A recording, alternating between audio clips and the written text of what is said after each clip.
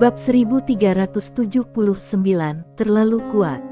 Tahta suci bergetar ketika dia mendengarkan perkataan wanita itu mengandung terlalu banyak informasi. Cinta Pel, pengurus utama bermarga Van, mau membakar pohon kehidupan. Bos, ini bos yang sangat besar. Sangat membingungkan. Mengapa peradaban Suiming mengirim raksasa super seperti itu? Apakah korupsinya telah terungkap? Memikirkan hal itu, gemetarnya bertambah hebat. Pada saat ini, wanita itu tiba-tiba menoleh dan menatap tahta suci. Ketika wanita itu menatapnya seperti ini, tahta suci terkejut seolah-olah disambar petir, dan berkata dengan suara gemetar, "Tuan."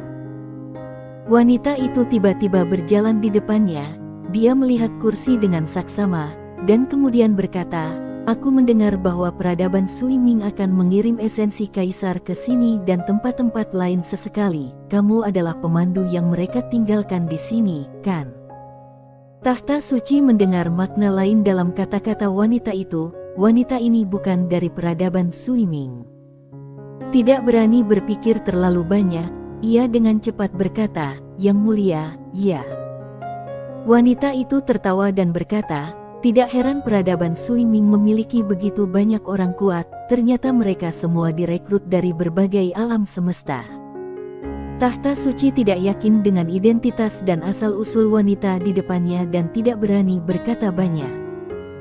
Wanita itu tiba-tiba mengeluarkan buah merah menyala lainnya dan menggigitnya, lalu berkata, "Selama bertahun-tahun, berapa banyak talenta yang telah direkrut oleh peradaban Suiming dari sini?" Tahta suci berkata dengan hormat, "Lebih dari selusin." Wanita itu berkata, "Meskipun tempat ini bukan tempat orang-orang yang luar biasa dan pemandangan yang indah, skalanya tidak kecil.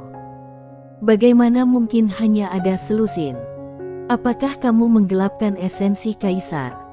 Tahta suci terkejut dan berkata dengan tergesa-gesa, "Tidak. Tidak."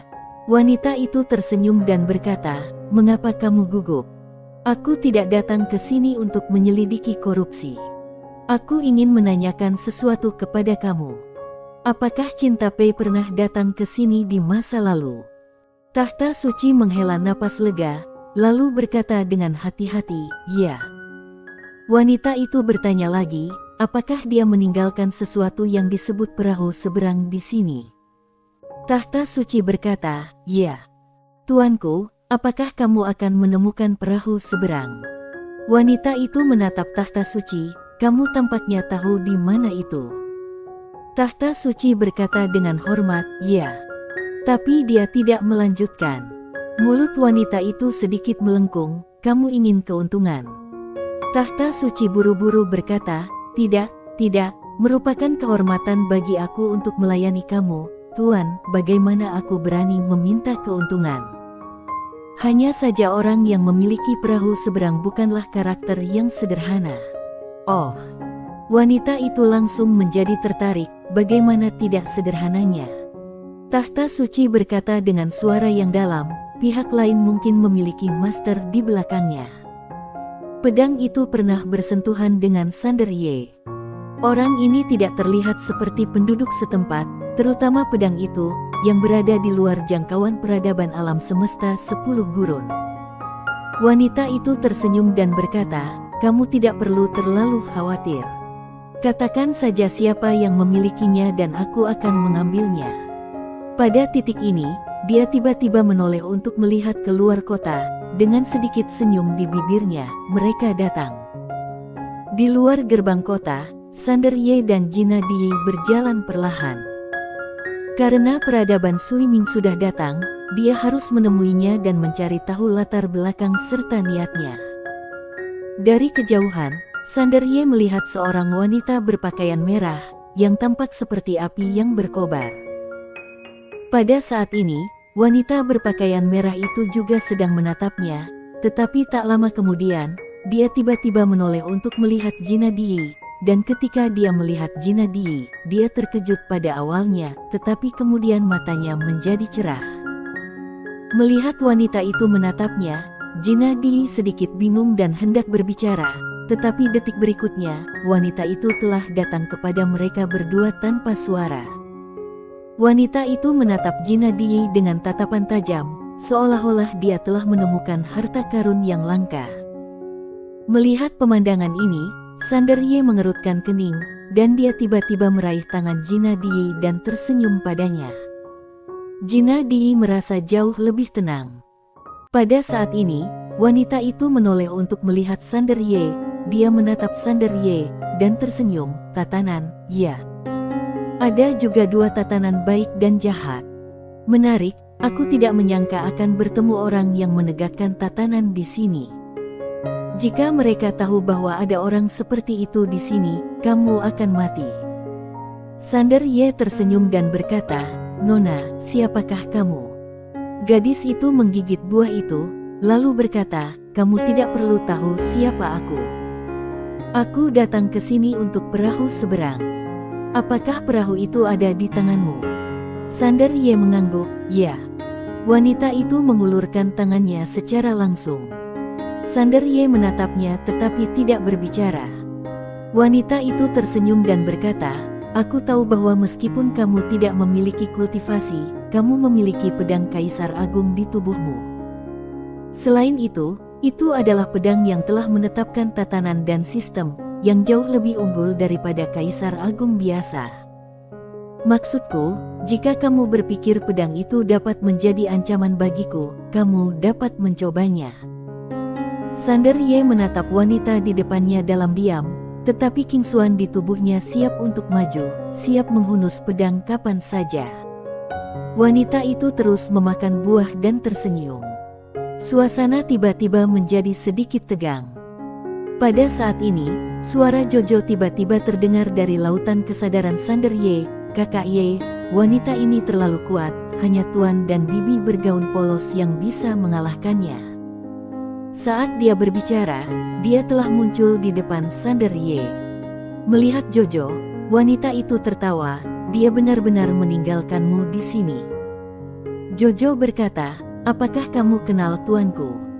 Wanita itu mengangguk, "Aku tidak hanya mengenalnya, tapi aku mengenainya dengan sangat baik." Jojo buru-buru bertanya, "Lalu apakah kamu tahu di mana dia sekarang?" Wanita itu tersenyum dan berkata, "Tentu saja." Jojo terdiam sejenak, dia menoleh untuk melihat Sander Ye. "Kakak Ye." Sander Ye tersenyum dan berkata, "Aku menghormati pilihanmu." Dia tidak punya pilihan lain.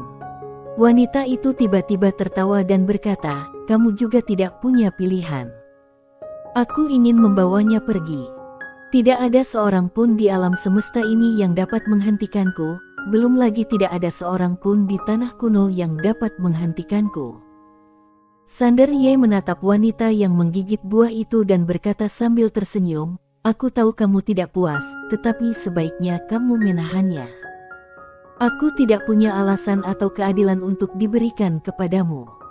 Jika kamu tidak puas, aku akan membunuhmu. Sesederhana itu."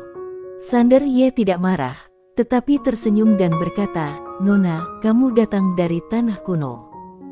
Alam semesta 10 gurun bagimu bagaikan seorang taipan yang memasuki desa. Nona, apakah menurutmu merupakan hal yang terhormat bagi taipan ini untuk datang ke desa untuk memamerkan kekayaannya?" Hahal, wanita itu tiba-tiba tertawa, "Kamu sama sekali tidak marah, tetapi pintar. Kamu layak menjadi orang yang dapat menegakkan tatanan dan Taoisme, bukan orang bodoh seperti itu." Saat dia berbicara, dia menyimpan perahu, lalu berjalan ke sisi Sander Ye dan menepuk bahu Sander Ye dengan lembut. "Kultivator pedang kecil, suatu hari kamu akan mengerti bahwa aku berbicara kepadamu dengan begitu tenang di sini hari ini akan menjadi momen paling gemilang dalam hidupmu, haha." Saat dia berbicara, dia melirik Jina Di, senyum muncul di sudut mulutnya, lalu berubah menjadi pelangi panjang dan menghilang di ujung galaksi. Saat wanita itu pergi, Jina Di samping tiba-tiba menghela napas lega. Ketika wanita itu berdiri di sini, itu seperti gunung yang menekan hatinya, membuatnya sulit bernapas. Pagoda kecil tiba-tiba berkata, "Wanita ini sangat sombong. Sander Ye melirik ke langit. Wanita itu tidak meninggalkan 10 gurun seolah-olah dia memikirkan sesuatu. Dia menarik kembali pandangannya dan menatap tahta suci. Tahta suci juga menghela napas lega. Melihat tatapan Sander Ye, dia mendesah pelan, "Aku tidak tahu apa yang dilakukannya, tetapi dari nadanya, tingkat identitasnya di tanah kuno pasti tidak rendah. Lagi pula, tidak banyak orang yang berani memanggil Tuan Cinta Pei seperti itu."